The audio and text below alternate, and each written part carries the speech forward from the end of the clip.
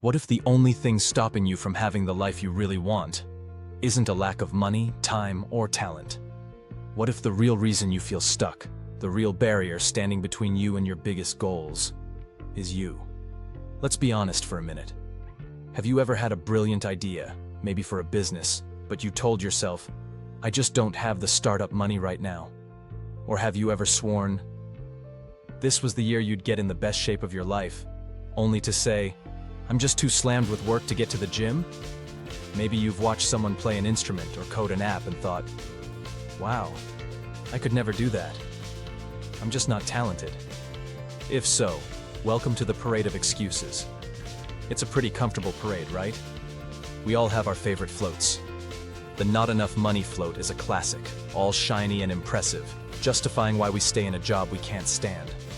The not enough time float is always right on schedule, giving us the perfect reason our dreams are still on the back burner. And the not enough talent float, that one's a masterpiece of self-deception.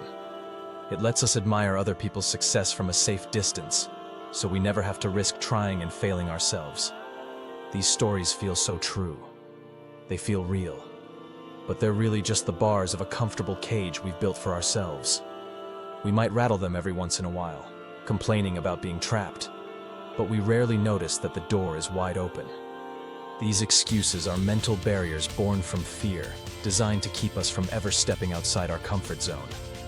And so, we stay stuck. We know what we want. That vision of a life with more freedom, more passion, more meaning is right there, shimmering in the distance. But the path is blocked by this giant wall of, I can't because... And every single day we stay behind that wall, the feeling of being stuck just gets heavier.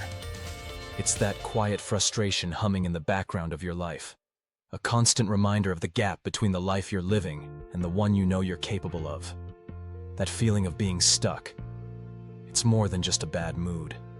It's a deep, corrosive pain. It's the agony of unfulfilled potential. It's the bitterness of watching another year go by where your resolutions are just a sad copy-paste of the last ones. It's that sharp pang of envy when you see someone else living the exact life you told yourself was impossible. This isn't just about not getting what you want. It's about the slow-motion erosion of your self-respect. Every time you pull out an excuse, you're casting a vote for a smaller version of yourself. You're whispering to your subconscious mind, see? I'm not capable. I'm not worthy. I'm not the kind of person who actually follows through. Psychologists call this pattern self-sabotage. It's the enemy within that causes you to undermine your own success, often right when you're about to have a breakthrough. So where does it come from? Usually, fear. Fear of failure and the shame that comes with it. Fear of success and the new pressures it might bring. And even a fear of being seen. The vulnerability that comes with finally stepping into the spotlight. Our excuses are a defense mechanism. It feels safer to put limits on ourselves than to go all in and fail. Procrastination, for example, lets us protect our ego by blaming a bad result on a lack of time instead of a lack of ability. We invent reasons to delay and play small, because if we never really give it our all, we never have to face the idea that our best wasn't good enough. The excuse becomes a shield. The great psychotherapist Ellis, who founded rational emotive behavior therapy, argued that our problems don't come from events, but from our irrational beliefs about those events. We blame our circumstances because it feels safer. It means we don't have to change. But that only works for a moment. In the long run, it keeps us trapped. As Ellis famously said, the best years of your life are the ones in which you decide your problems are your own. That's the uncomfortable, yet empowering truth. Your problems are your own, and so are your solutions. So, how do we break this cycle? How do we finally tear down the cage and start sprinting toward the life we actually want? It all begins by accepting one powerful, uncomfortable, and totally liberating truth. The only thing holding you back is your story. The story you tell yourself about why you can't. Tony Robbins, the world-renowned life strategist, is famous for hammering this one core idea. Your life isn't a result of your conditions, but a result of your decisions. It's not your lack of resources that stops you, it's your lack of resourcefulness. This is the pivot point. This is the moment you stop looking outside for the reasons you're stuck and start looking inside for the power to get unstuck. You have to recognize that when you accept a limiting belief, it becomes your reality. But here's the good news. If you impose those limitations, you can also remove them. Accepting the truth is step one. Now, it's time to act on it. It's time to stop being your own worst enemy and start becoming your own biggest champion. This isn't about some magic overnight fix. It's about a conscious, deliberate effort to rewire your brain. Here's your 4-step plan. Step 1. Confront your limiting beliefs. Your excuses are not facts. They're just beliefs you've chosen to buy into. So, the first step is to call them out.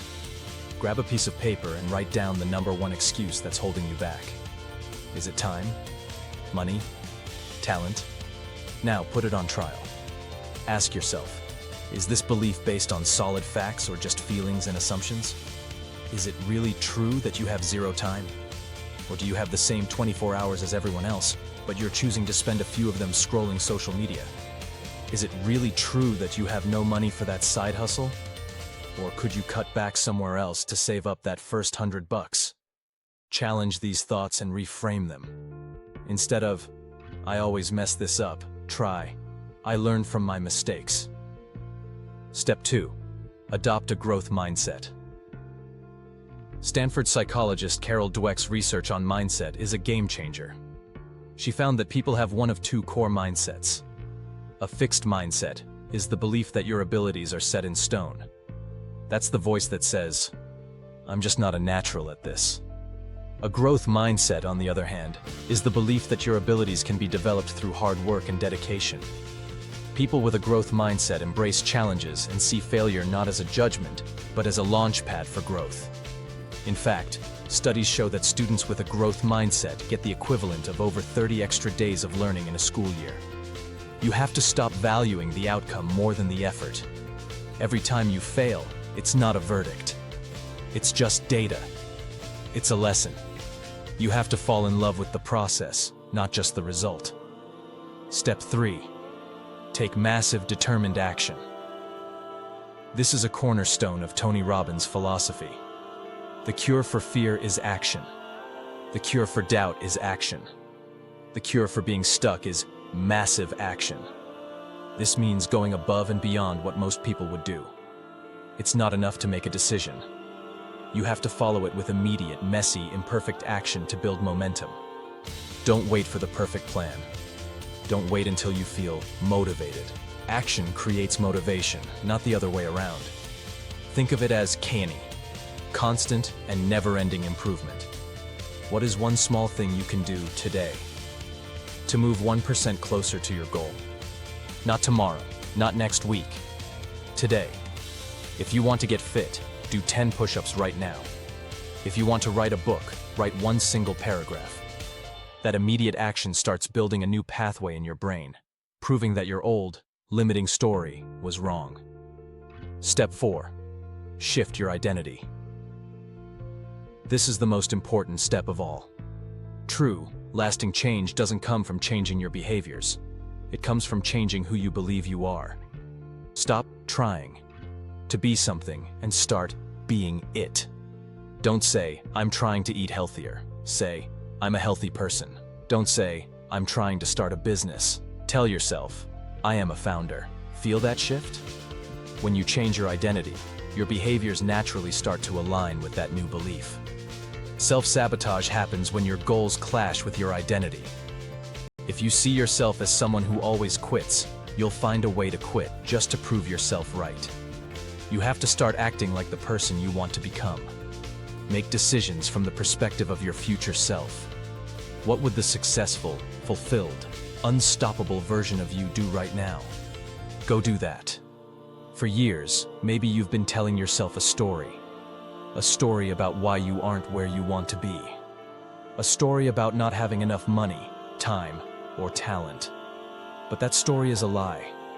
It's a self-imposed prison, and you have always held the key. The power to rewrite your story has been inside you the whole time. So, the excuses end today. The work begins now. I have a challenge for you. First, I want you to go to the comments right now and write down the one excuse, the one limiting belief that you are officially done with. Declare it. Make it real.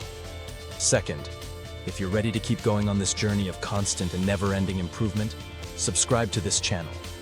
Because we're not just going to talk about change here. We're going to make it happen. Together.